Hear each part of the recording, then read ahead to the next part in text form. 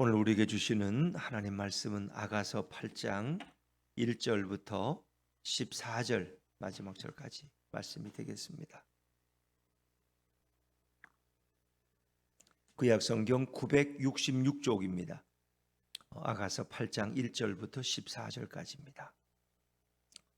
내가 내 어머니의 젖을 먹은 오라비 같았더라면 내가 밖에서 너를 만날 때에 입을 맞추어도 나를 업신여길 자가 없었을 것이라. 내가 너를 이끌어 내 어머니 집에 들이고 내게서 교훈을 받았으리라. 나는 향기로운 술 곧 석류즙으로 내게 마시게 하겠고 너는 왼팔로는 내 머리를 고이고 오른손으로는 나를 안았으리라. 예루살렘 딸들아, 내가 너희에게 부탁한다. 내 사랑하는 자가 원하기 전에는 흔들지 말며 깨우지 말지니라. 그의 사랑하는 자를 의지하고 거친 들에서 올라오는 여자가 누구인가? 너로 말미암아 같이 읽어야죠. 5절. 너로 말미암아 내 어머니가 고생한 곳, 너를 낳은 자가 애쓴 그곳 사과나무 아래에서 내가 너를 깨웠노라. 너는 나를 도장같이 마음에 품고 도장같이 팔에 두라. 사랑은 죽음같이 강하고 질투는 수울같이 잔인하며 불길같이 일어나니 그 기세가 여호와의 불과 같으니라. 많은 물도 이 사랑을 끄지 못하겠고 홍수라도 삼키지 못하나니 사람이 그의 온 가산을 다 주고 사랑과 바꾸려 할지라도 오히려 멸시를 받으리라. 우리에게 있는 작은 누이는 아직도 유방이 없구나. 그가 청혼을 받는 날에는 우리가 그를 위하여 무엇을 할까? 그가 성벽이라면 우리는 음망대를 그 위에 세울 것이요 그가 문이라면 우리는 백향목 판자로 두르리라. 나는 성벽이요 내 유방은 망대 같으니 그러므로 나는 그가 보기에 화평을 얻은 자 같구나.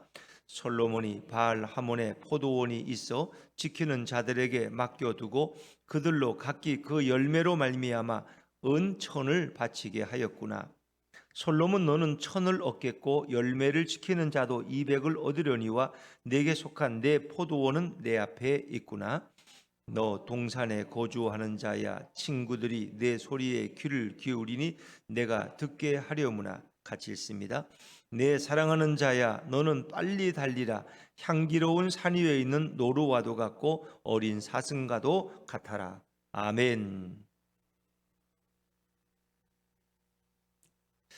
네, 우리 아가서 8장을 이제 마지막 장을 다 읽었는데 이렇게 아가서를 우리가 묵상하면서 느끼는 게 이 아가서는 솔로몬과 술람미 여인의 사랑을 통해서 우리 인간을 향한 교회를 향한 주님의 사랑을 표현하고 있는데 우리가 그걸 다 말로 표현하기 어렵다는 거예요. 어떤 남녀의 사랑으로 이렇게 표현하다 보니까 또 너무 그것이 또 성적이고 너무 에로티심적인 것 같고 그것으로는 또 하나님의 사랑을 표현하기가 어려워. 뭐 부부의 사랑이 아무리 뜨거운들 어찌 그것이 주님의 사랑과 비교할 수 있겠습니까? 이제 솔로몬을 우리가 예수님으로 생각하고 술람미 여인을 교회와 또 성도로 생각해서 이 말씀을 이끌어 왔습니다만은 정말 주님의 사랑은 우리가 참 말로 표현하기가 어렵다. 그래서 그냥 그 사랑의 어떤 그림자, 어떤 흔적을 얘기할 뿐이지 진정한 그 사랑을 누가 알 수 있겠습니까? 그러나 오늘 이제 마지막 절에서도 그 솔로몬과 술람미 여인의 사랑이 또 표현되고 있는데 우리가 표면적인 그 인간의 사랑의 얘기를 통해서 성경에는 드러나지 않지만 진리적으로 숨어져 있는 주님의 우리를 향한 사랑, 인간을 향한 하나님의 사랑. 그래서 사랑은 죽음보다 강하다. 뭐 이런 표현이 이제 6절에 눈이 들어옵니다만은 그렇죠. 죽음이 강하죠. 누가 죽음을 이길 수 있게? 여러분 죽음을 이길 사람이 사망아 너의 쏘는 것이 어디 있느냐? 그렇죠. 사망을 이길 자가 없어요. 아담과 하와가 뿌린 그 사망의 독침을 맞으면 다 죽어요. 아무리 돈이 많고 아무리 헬스클럽 사장이라도 그도 죽어요. 뭐 암 선고 받고 죽지 않을 자가 누가 있어요? 돈이 많은들 그 생명을 유지할 수 있습니까? 그걸 거스를 수가 없어요. 사망보다 강한 게 없는 것 같아요. 근데 주님의 사랑은 그 사망을 뛰어넘는다는 거예요. 인간은 다 죽음의 독침을 맞고 아담의 범죄로 인해서 죄가 들어오고 죄의 저주를 받고 죽음의 저주를 받았지만 하나님의 사랑은 결국 어떻게 해요? 당신의 아들을 아니 당신이 친히 아들의 모습이 되어서 우리를 찾아오시자. 그런 사람, 우리를 친히 찾아오신. 그래서 우리 친히 그 낮은 자의 모습으로, 가장 천한 자의 모습으로, 멸시받고 치욕스러운 모습으로. 그래서 사람들은 저 예수가 죄가 많아가지고, 하나님 앞에 죄가 많아서 저렇게 결혼도 못하고 집도 한 채 없고 저렇게 떠들이 생활하고 저 꼴이라고. 그리고 저렇게 십자가에 죽는 거 보라고. 저 벌거벗겨서 저 아무나 저렇게 죽고 싶어서 저렇게 못 죽어. 저건 죄의 아주 덩어리야. 하나님을 거역했기 때문에 저렇게 천벌을 받아서 죽는 거라고. 이런 오해와 수치를 얼마나 경험. 근데 그걸 다 아셔요, 예수님은. 또 본인이 설계하신 분이 그거야. 왜 그렇게 치욕스러운, 우리를 얼마나 사랑하는가를 인간에게는 아무리 설명해도 못 들어. 자식에게 내가 너를 얼마나 사랑하는지 아니? 사랑하긴 뭘 사랑해? 너한테 돈이 있으니 주는 거지. 내가 너를 얼마나 사랑해서 아침, 점심, 저녁 다 끼주잖아. 그거에 엄마도 먹어야 되니까 나도 주는 거지. 이렇게 생각하지 그 사랑을 어떻게 설명하겠어?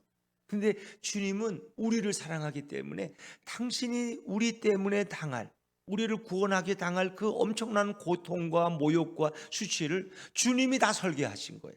안 그래요? 뺨 5대 맞고 우리 인간을 구원하시는 왜 없나요?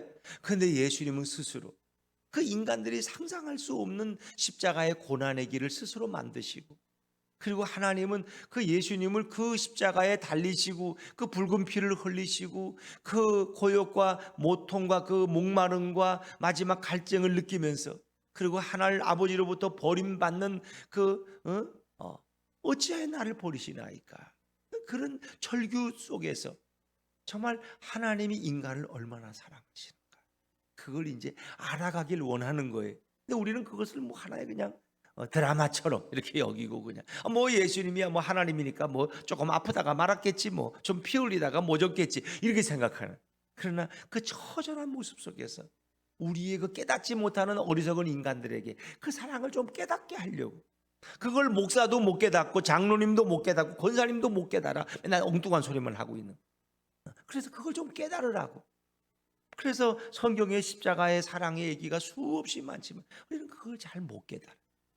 그냥 맨날 딴소리만 하고 있고, 그냥 그러려니 그런가 보다, 성경에 있으니 그런 거겠지, 이런 정도로. 그래서 자식들이 부모의 사랑을 못 깨달아. 그 결국은 자식들이 어떻게 해? 부모한테 부모 돈이나 욕심내고 빨리 안 돌아가시나, 저 재산이 있으면 내 사업도 회복할 수 있는데, 부모 저 집 팔면은 내 저것도 다 해결하고 나도 마음 놓고 해외여행 다닐 수 있는데 벤츠도 사고, 이런 생각이나 하고 있지. 그게 진짜 그 부모의 사랑을 깨닫는 자식이 과연 몇 명이나 되겠어? 지금 우리도 마찬가지. 주님이 보실 때 우리가 정말 주님의 사랑을 얼마나 알 것 같아요? 다 입에 바른 말이에요. 목사나 장로님이나 권사님이나 안수집사나 똑같아.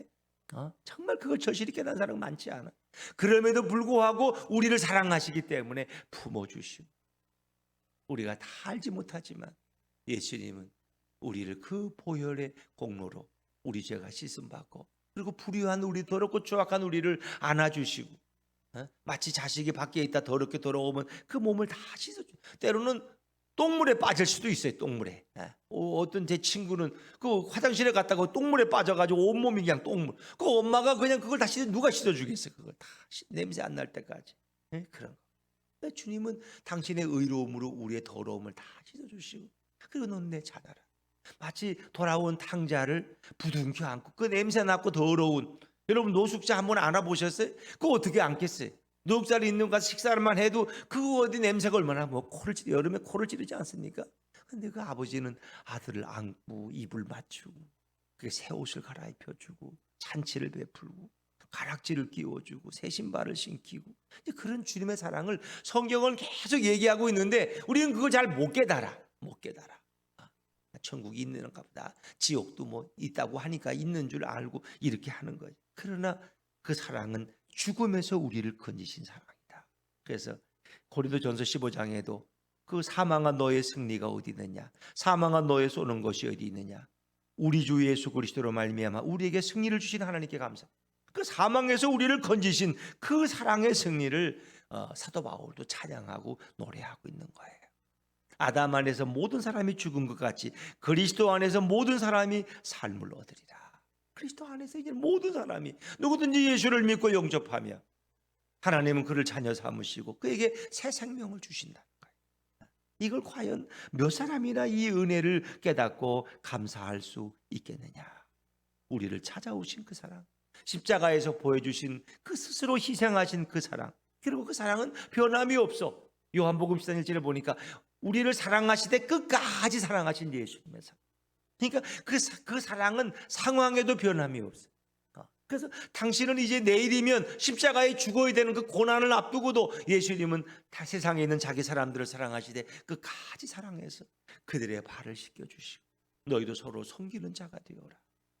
내가 너희의 발을 씻기지 않으면 너희는 나와 상관이 없다. 베드로가 어떻게 선생님이 내 발을 씻기지? 그러나 내가 너의 발을 씻기지 너는 나와 상관이 없다. 그 얘기는 뭔 얘기예요? 내 보혈로 너희 모두가 정결함을 입지 않으면, 보혈의 은혜를 입지 않으면 너하고 나하고 상관없다. 그 얘기예요. 발만 씻어주고 발이 중요해요? 우리의 영혼과 육체를 다 주님의 보혈로 씻어주시는 그 예수님의 사랑의 세례를 우리에게 말씀하고, 떡과 그 포도주 잔을 나누시면서 이것은 너희를 위한 내 몸이다. 이것은 너희를 위한 내 피다. 이건 십자가에서 행하실 일을 우리에게 보여주신 것이고 미리 말씀하시는 거고, 그리고 주님이 다시 오실 때까지 우리는 천국에서 이것을 할 때까지 우리는 이 땅에서 교회에서는 포도주와 주님의 몸된 그 떡을 나누면서 주님의 사랑을 기억하고, 또 잊어버릴까 봐 우리는 잘 잊어버리니까 그걸 또 생각나게 하시고 또 깨닫게 하시고 그 은혜 안에 살아가게 하는 거예요. 자, 근데 이제 이 솔로몬과 술람미 여인의 사랑이 이제 8장에 와서는 이제 거의 이거 완성되는 것처럼 이렇게 정말 그 친밀함 지속되어지죠. 자, 우리 그래도 앞에서 한번 조금 더 읽고 설명하면 좋겠어요. 8장 1절로 한번 들어가 볼까요? 8장 1절입니다. 8장 1절 시작. 내가 내 어머니의 젖을 먹은 오라비 같았더라면 내가 밖에서 너를 만날 때에 입을 맞추어도 나를 업신여길 자가 없었을 것이라. 내가 내 어머니의 젖을 먹은 오라비. 이거 술람미 여인이 솔로몬에게 하는 말인데 여기서 이제 이게 말하는 화자가 이게 막 바뀌어요. 앞에서는 조금 이렇게 이거 술람미의 말, 이건 솔로몬의 말, 남자의 말, 여자의 말. 근데 이 뒷부분에 오면 그것이 막 뒤엉켜. 뒤엉켜. 왜? 이 모든 것이 다 주님에 대한 표현이기 때문에. 그래서 여러분 아가서를 이제 그렇게 이해하시면 돼요. 근데 술람미 여인의 이제 말로 우리가 보는데 오라비라는 말 때문에 내 어머니의 젖을 먹은 오라비, 내 오빠와 같았다라면, 그러니까 이제 구약에서는, 고대 근동에서는 남녀가 밖에서 이런 사랑의 애정을 표현하면 이건 민망스럽고 비난받을 일이에요. 그런데 이제 이렇게 오랜만에 만나면 오누이는 볼에 입을 맞출 수 있어. 이제 그 유대인들의 유다도 예수님께 배반의 키스를 하잖아, 그죠? 남자들끼리도. 그러니까 유대인들의 그게 이제 풍습이야. 볼에다가 이렇게 입을 맞추고 서로 입을 맞추는 게 배반의 키스이지. 그거는 사실 사랑의 키스가 아니라. 근데 이제 남녀 간의 그런 것은 이제 부끄럽게 생각들었어요. 공개적인. 그런데 이제 오누이는, 남매는 그렇게 할 수 있다는 거예요. 여동생을 만나는 오빠가 오랜만에 만나니까 내 사랑하는 여동생 잘 있었지 하면서 볼에다 입을 맞출 수 있고 사랑의 키스를 할 수 있는 거야. 이제 그런 얘기예요. 그러니까 아마 처음 만났을 때의 그런 표현인지, 내가 솔로몬을 만났을 때 마음껏 좀 입을 맞추고 그러면 좋은데 동네 사람들이 그걸 부끄럽게 여기고 비난하기 때문에 그럴 수가 없어. 그래서 당신이 내 오라비 같았다라면 좋았겠다. 그 이제 사랑의 표현이에요. 사랑의 표현. 제가 우리 아내가 있지만 제가 이제 학교 다닐 때 시골에서 평창에서 이렇게 좋아했던, 이렇게 이제 마음에 두었던 이제 한 자매가 있었는데, 제가 이제 언제 그런 생각, 지금도 그런 생각이 들어요. 야, 내가 제 오빠나 그러면 그 집에서 같이 살면 얼마나 좋을까. 근데 이게 자주 볼 수가 없어. 지나가다 우연히 마주치면 가슴이 이렇게 찌는데 또 헤어져야 돼. 매일 볼 수 없죠. 남의 그 여학생을 어떻게 보겠어요. 그런데 제 생각에 그냥 내가 그 집에 그 남매면 좋겠다. 그 집에서 같이 사니까 얼마나 좋아. 이런 사랑하면은 같이 있고 싶은 그런 마음. 우리 아내는 다 이해할 거예요. 지나간 옛날 얘기니까, 기억도 안 나는 얘기니까. 예를 들면 그렇죠? 이제 그런 마음. 그러니까 술라미의 마음에 그런 마음이 있는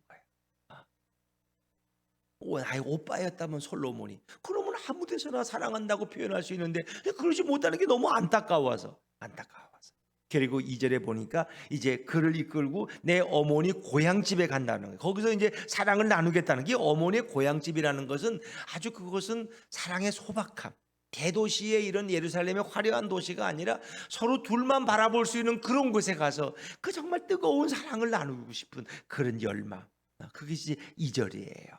그래서 여기서 이제 이런 표현들을 2절에 보니까 중간에 나는 향기로운 술 곧 석류즙으로 내게 마시게 하겠고, 이것은 이제 남녀 간의 어떤 사랑의 미로를 가리키는 거야. 서로 사랑의 이제 어떤 그런 사랑에서 발견할 수 있는 그런 것을, 당신에게 마음껏 내 사랑을 나눠주고 싶고 당신의 사랑을 받고 싶은 그 마음을 이렇게 표현하고 있는 거예요. 주님은 우리를 얼마나 사랑하고 싶으실까? 그리고 우리의 사랑을 얼마나 받고 싶어 하실까? 근데 오죽했으면 이렇게 표현했을까?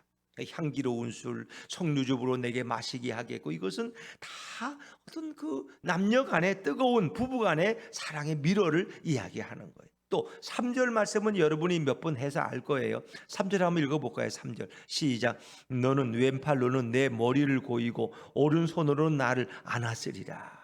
이건 남녀가 서로 사랑할 때 그런 표현이잖아요. 보통 남자가 왼팔로 자기 아내를 이렇게 머리를 고이고 오른손으로 쓰다듬어 주고 사랑해 주는 뭐 그런 표현 아니겠어요? 그러니까 주님이 우리와 이렇게 밀접하게 서로 사랑하기를 원한다는 거예요. 우리도 주님 안에 있고 주님이 늘 우리와 함께 있기를 원하는, 이제 그런 술람미의 그 사랑의 간절함을 이렇게 표현하고 있는 거죠. 그리고 4절 말씀은 이제 예루살렘 딸들아 내가 너에게 부탁한다. 내 사랑하는 자가 원하기 전에는 흔들지 말고, 이거는 이미 2장 7절에 또 한번 나왔던 거예요. 그래서 이건 합창이에요. 예루살렘 여인들의 합창. 솔로몬과 술람미의 사랑을 이렇게 옆에서 표현하는 하나의 합창의 후렴이다, 이렇게 생각하시면 되겠어요. 내 너무 사랑하는 사람이 좀 푹 자도록 깨우지 말라는 이런 어떤 사랑의 표현이에요. 자, 그리고 이제 우리가 주목할 것이 5절 말씀인데, 자, 5절을 한번 읽어보죠. 5절입니다. 시작. 그의 사랑하는 자를 의지하고 거친 들에서 올라오는 여자가 누구인가? 사실 이제 앞에서 보면은 그들의 사랑이 이루어지기 위해서 거친 들을 지나서 예루살렘에 와서 결혼식을 올려요. 거친 들을 통과해. 근데 이제 그 사랑에 또 위기도 있었고 갈등도 있었잖아요. 그러니까 다시 그 술람미의 고향인 그 예루살렘 그 북쪽에 동쪽인가 그 시골에 다시 그 포도원에 가서 그 사랑을 다시 완성하는 그런 얘기인데, 여기 보니까 거친 들에서 올라오는 여자가 누구인가?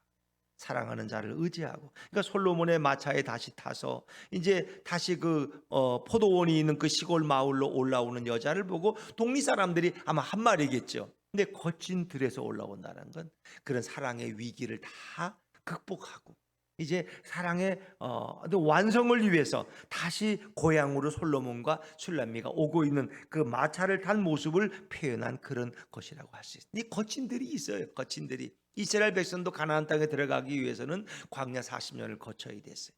우리 인간도 마찬가지. 정말 진정한 그리스도의 사랑에 이르기 위해서는 어떻게 해요? 아담으로부터 온 죄의 죽음과 그 저주를 극복해야 돼. 그 모든 과정이 우리에게 필요한 거죠. 그래서 이 거친 들에서 우리 예수님이 우리를 껴안고 그 모든 고난의 과정을 극복하고 이제 정말 영원한 천국에 우리를 이끌어 가시는 그런 모습을 우리에게 미리 예표해 주고 있다라고 생각하시면 되겠습니다.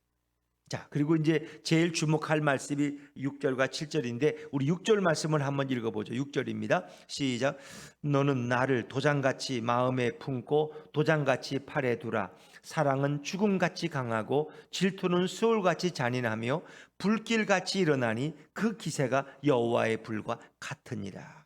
이 도장같이, 6절에 보니까 너는 나를 도장같이 마음에 품고, 또 예전에 성경은 이제 인같이, 도장을 찍은 것을 인이라 그러잖아요. 인같이 마음에 품고 도장같이 팔에 두라. 그러니까 이제 이런 불도장, 그래서 소라든가 이런 거를 양이라든가 이런 거 귀에다가 이 소를 도장을 찍어요. 화인을 찍어. 이 불을 달고 가지고 그럼 찍으면 그것은 영원히 그 사람의 소유야. 그건 없어질 귀를 잘라버리지 않으면은 그걸 없어요. 그 노예들은 이마에다가 도장을 찍어, 이 불도장을 찍었어. 아니면 이 손에 팔에다가 불도장을 찍어서 도망가도 이건 어느 집의 노예라는 게 확인되는 거예요. 그러니까 오늘 술람미의 고백 속에 너는 나를 도장같이 마음에 품고 내 마음에 너의 마음에 도장을 찍어서 내가 늘 너의 마음에 있고 당신도 내 마음에 있고 도장같이 팔에 두라. 이것은 서로가 일치되기, 합일에 하나가 된다는 의미예요.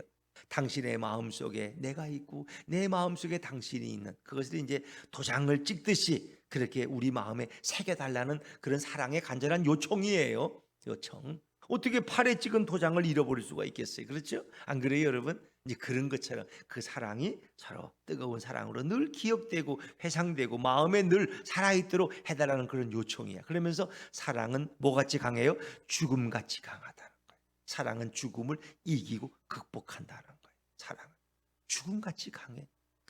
그래서 하나님의 사랑은 그 죽음을 뛰어넘어서 우리를 영원한 생명으로 우리를 이끄시고 우리를 하나님의 자녀로 받아주시는 거예요.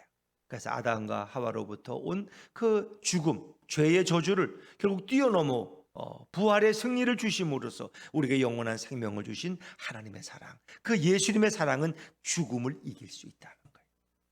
이게 사랑은 죄를 이기고 죽음을 이기고 음부의 세계를 이기는 줄로 믿습니다. 그걸 얘기하는, 주님의 사랑보다 강한 건 없어요. 세상에 어떤 것도 사랑이면 다 이길 수 있는 거예요. 더구나 인간의 사랑이 아니라 그건 우리를 향한 주님의 사랑. 그 사랑은 끊어지지도 않아. 끊어지지도 않는 사랑이야. 그 사랑은 어떤 것보다도. 그래서 끊어지지 않는 그 놀라운 사랑을 우리에게 말씀해주고 있는 거죠. 그래서 이 사랑의 위력이라는 건 대단한 거예요. 결국 인간이 범죄함으로 노아 홍수가 일어났죠. 홍수로 세상을 다 멸한 가운데서도 또 노아의 가족을 살려내셔서 다시 그들로 하여금 인류가 또 이어가게 합니다. 그러니까 홍수의 심판도 주님의 사랑을 끊을 수가 없었다는 거예요. 주님은 그 속에서도 노아의 가족을 통해서 또 그 사랑을 드러내시고 인류를 또 번식시키시는 그런 모습을 볼 수가 있는 거죠. 7절에도 많은 물도 이 사랑을 끄지 못하겠고 홍수라도 삼키지 못하나니, 물도 홍수도 그 주님의 사랑을 끊을 수가 없다. 그래서 이번에 이천에 이제 그 무슨 투석하는 병원에 화재가 났는데 그 간호사가 이렇게 환자들 두 사람을 마지막까지 돌보다가 자기가 나오지 못하고 거기서 이제 같이 불에 타 죽은 이제 그런 얘기를 이제 우리가 들으면서 그분을 이제 참 의인으로 이렇게 인정을 하겠다 이렇게 이제 그런 보도를 우리가 보잖아요. 참 훌륭한 간호사죠. 그 배경은 잘 알 수가 없지만 그래도 자기가 분명히 건강해서 튀어나올 수 있고 빠져나올 수 있는데 마지막까지 아마 그 투석 환자들을 돌보고 그들과 같이 나오려고 하다가 아마 그런 일을 당하지 않았겠나. 그런데 주님의 사랑은 물 속에서도 우리를 침몰되지 아니하도록 보호하시고 어떤 홍수 속에서도 홍수가 우리를 삼키지 못하도록 인도하신다는 거예요. 그래서 물 속에서도 불 속에 들어가도 이사야 44장에 보면 물이 너를 침몰하지 못할 것이며 불꽃이 너를 사르지도 못한다. 그래서 다니엘의 세 친구는 불 속에 던져졌지만 주님의 사랑은 그들을 다 끄집어내시잖아. 머리털 상하지 않게. 그러니까 하나님의 사람은 어떤 자리에 가도 주님의 사랑의 끈이 떨어지지 않았다면 그 사랑은 그들을 보호하시고 끌어내신다는 거예요. 그래, 그 사랑은 영원히 사랑의 지속. 그렇죠. 어떤 환난과 고통 속에서도 하나님의 사랑은 단절되지 않는다. 세상에 마지막 종말이 와도 원자폭탄이 터져서 모두가 망하는 가운데도 주님은 우리의 생명을 주님의 나라로 이끌어 가신다. 그 사랑은 끊어질 수가 없다. 예수님도 자기 사람들을 끝까지 사랑하시다. 또 교회와 성도를 향한 그리스도의 사랑은 세상에 어떤 환난과 풍파가 와도 종말이 와도 그 사랑은 끊어질 수가 없다는 거예요. 그래서 우리는 그 예수님이 우리를 향한 사랑이 얼마나 놀라운가를 다시금 생각하고 다시금 깨닫게 되는 거죠. 사랑은 죽음보다 강하다. 그렇기 때문에 사랑하는 사람에게는 또 뭐가 있어요? 질투의 감정이 있다. 질투. 우리 아내가 이제 부부가 이렇게 사랑한다. 지금까지 40년을 살아왔는데 그래도 잘 살아왔으니까 앞으로도 잘 살겠죠. 이제. 그런데 만약에 우리 아내가 카페에 오는 어떤 동네 아저씨를 나보다 더 좋아하는 것 같아. 그럼 내 마음에 뭐가 생겨요? 질투가 생기겠지. 질투가 안 생기면 그거는 사랑이 없는 거죠. 당신 괜찮아. 가서 이렇게 다른 사람하고 가서 식사도 하고 시간 많이 나하고 그냥 잠깐만 1시간만 있으면 되고 나머지 10시간은 다 당신 좋아하는 사람도 있으면 가서 얘기도 하고 그렇게 하라고. 그렇게 할 남자는 없잖아. 그치? 기분 나쁘고 왜 내 아내가 왜 저러냐 말이야. 이상하게. 그 질투를 느끼는 게 당연한 거야. 하나님은 질투하시는 하나님. 그래서 이스라엘 백성이 우상에게 숭배할 때 생명 없는 고목나무에 절할 때 하나님은 질투하신 하나님. 그래서 여호와의 그 심판의 불이 임해서 그들을 다 불살라버려요. 그래서 그 사랑은 뭔가 죽음같이 강하고 질투는 스올같이 잔인한, 그 하나님이 질투하시면 그걸 감당할 수가 없어. 그 불길같이 질투가 일어나는데 그 기세가 여호와의 불과 같다. 마치 엘리야의 제단에 그 도랑에 물까지 태워버리는 그 불처럼. 그래서 이 불로 살라버린 엘리사를 잡으려고 왕이 보낸 사람들이 왔을 때 여호와의 불이 와서 그 군대들 50명 30명을 다 불태우고, 이런 놀라운 일이죠. 그러니까 하나님을 떠난, 그래서 우리는 뭐예요? 하나님을 떠나서 세상을 사랑하면 안 돼. 그게 뭐예요? 자기 남편이 있는데 다른 사람을 더 사랑하면 이게 뭐예요? 간통이고 간음이죠. 영적 간음은 하나님보다 세상을 더 사랑, 예수님보다 세상 다른 것들을 더 사랑하면 영적 간음을, 그 여호와의 심판의 불이 임할 수 있다. 왜? 하나님은 질투하신 하나님이시기 때문에. 예수님을 가장 예수님을 사랑하는 게 곧 하나님을 사랑. 왜? 예수님이 곧 하나님이시니. 그분에 대한 사랑은 영원하고, 또 우리를 향한 그분의 사랑은 세상 어떤 것으로도 표현하고 없고 대체할 수가 없다는.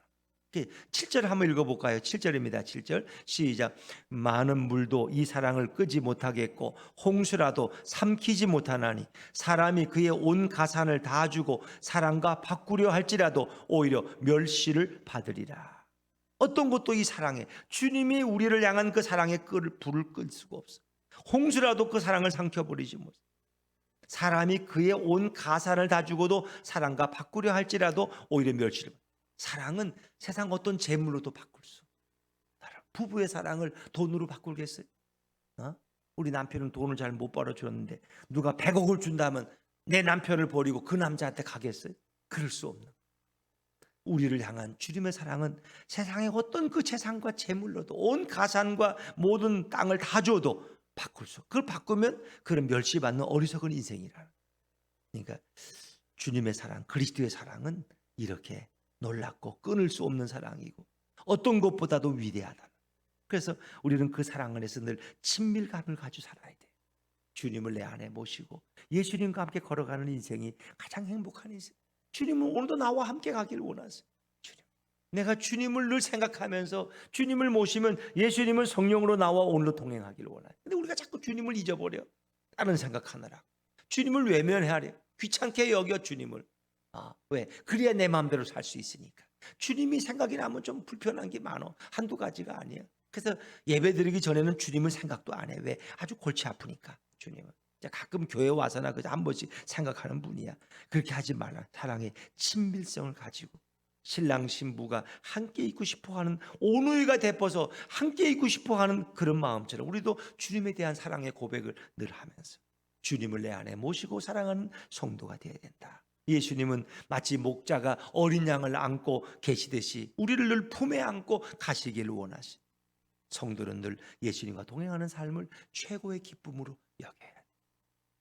그래서 이런 사랑에 대한 이야기로 오늘 마지막은 마치는데, 8절과 9절은 오누이들, 오빠들의 이야기가 잠깐 여기 소개돼요. 그래서 술람미 여인이 그 순결함을 가지기까지 그 오빠들이 애쓴 것을 이제 이렇게 설명하고 있는 그런 얘기들. 또 10절부터 13절까지는 이제 그 오빠들의 수고를 인정해서 솔로몬이 그들에게 보상한다는 그런 이야기. 그래서 이 술람미라는 귀한 여인을 얻음으로 솔로몬은 천을 얻었지만은 그 오빠들에게도 보상을 해서 그들에겐 200씩, 그것이 200냥인지 뭔지 모르겠어요. 은 200인지 금 200인지 그것을 얻어서 그들에게도 보상한다는 그런 얘기인데, 후일에 여기에 들어갔다고 생각하고 여기에 대해서는 조금 난해한 해석이 있기 때문에 제가 여기는 설명하지 않겠습니다. 자, 마지막 14절 말씀 읽을까요? 마지막 14절입니다. 시작. 내 사랑하는 자야, 너는 빨리 달리라. 향기로운 산 위에 있는 노루와도 같고 어린 사슴과도 같아라. 이제 이 표현은 서로 사랑하는 사람을 이제 노루 또 사슴으로 표현하는데, 향기로운 산 위에, 동산이라고 하는 것은 이것은 이제 성경에서는 마지막 어떤 누구도 그 사랑을 방해하지 못하는, 사단도 틈타지 못하는 하나님의 나라를 가리켜요. 여기서 말하는 향기로운 산은 그래서 주님이 우리를 이끌어 가실 영원한 하나님의 나라, 하나님이 통치하시고 예수님이 다스리시는 그 나라에 이를 때까지 이 사랑이 지속되기를 원하는 그런 마음을 표현하고 있는 거예요. 그래서 계시록 22장 10절에 보니까 아멘 주 예수여 오시옵소서. 사도 요한의 계시록에서 마지막 기도가 뭐예요? 주님 어서 오십시오. 주님이 오셔서 정말 주님의 그 나라에 영원히 들어가고 싶다는 그런 바람이 나오는 거죠. 그래서 그리스도와 교회는 오늘도 주님이 우리에게 허락하실 새하늘과 새 땅을 바라보면서 성결한 신부로 살아가는 거예요. 세상을 사랑하지 않고 예수님만 사랑하고 신랑 대신 예수님만 바라보는. 그래서 오늘 이 8절과 9절에도 오빠들의 노력으로 이 슐람미 여인이 어려움을 당할 때마다 오빠들이 그 여동생의 순결함을 지켜줬어. 동리에 나쁜 건달들이 얼마나 많았겠어요. 근데 오빠들이 그럴 때마다 이 여동생을 지켜줘서 그가 순결한 자가 되게 했어요. 그래서 이제 이 9절에 보니까 그가 성벽이라면 우리는 음망대를 그 위에 세울 것이요 그가 문이라면 우리는 백향목 판자로 두르리라. 이제 성벽과 이 문이라는 것은 여인의 순결함을 얘기하는 거예요. 여인의 순결을 뺏으려는 악한 자들이 많았지만은 오빠들이 나서서 성벽에 음망대를 세워서 누가 이렇게 자기 여동생을 겁탈하지 못하게 하고 그가 문이라면 백향목 판자로 둘러서 누가 거기에 접근하지 못하도록. 그래서 그 슐람미 여인의 순결하고 깨끗함을 그대로 그 순결함을 솔로몬에게 바칠 수 있도록.